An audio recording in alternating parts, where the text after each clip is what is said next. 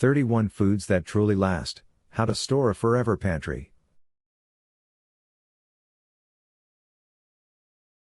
The video lists 31 staple foods that remain safe and useful for years or decades when stored correctly.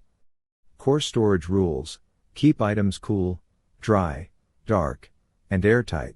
Remove flimsy retail packaging, cardboard/plastic, and use mylar bags or sealed containers with oxygen absorbers or desiccants.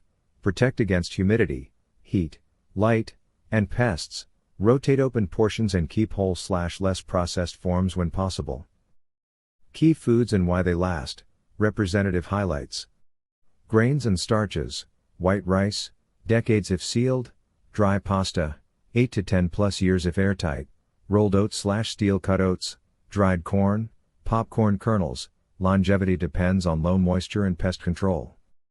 Dried legumes and staples: dried beans, very long shelf life, may require longer cook times; lentils, fast cooking, long lasting; hardtack, bone dry emergency ration.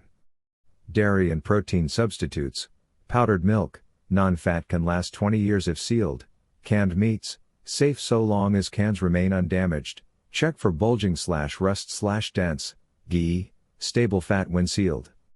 Fats and sweeteners: coconut oil, stable, 2 to 5 plus years if cool; raw honey, virtually indefinite if kept dry; white sugar, indefinite if dry; pure maple syrup and blackstrap molasses, very long when sealed.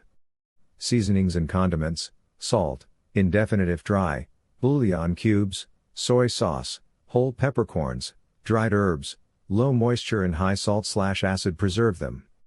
Acid/alcohol/preservatives: distilled white vinegar and apple cider vinegar, very long shelf life; pure vanilla extract, improves with age; hard liquor, stable indefinitely at 40% plus ABV.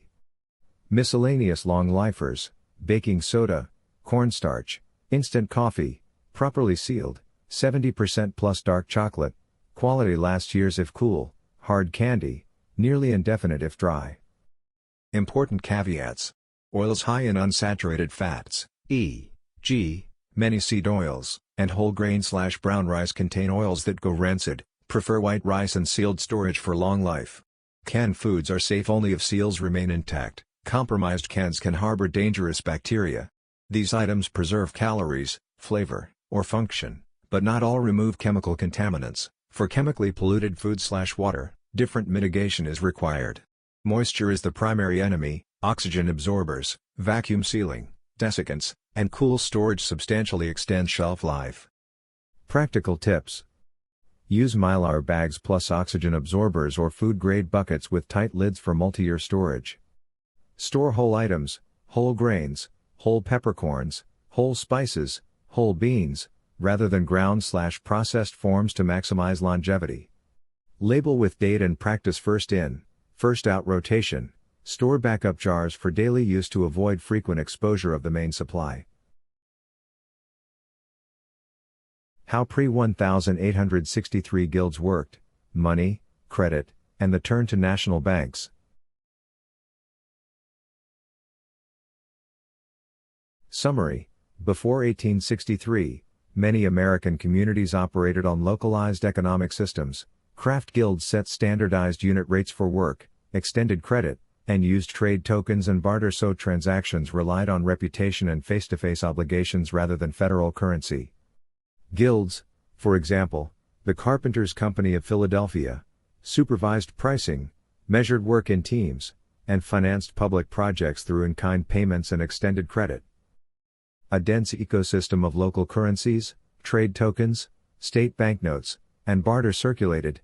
These arrangements supported long-lasting public and private construction and community stability, but produced a fragmented monetary landscape with thousands of distinct notes and frequent counterfeiting. In February 1863, the National Currency Act created a national banking system designed to generate demand for federal debt by requiring banks to buy Treasury securities to issue national notes.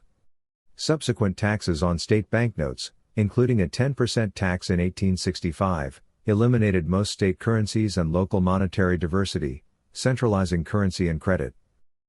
Concurrently, Federal policies such as the Homestead Act opened land but often left settlers unable to afford development without credit.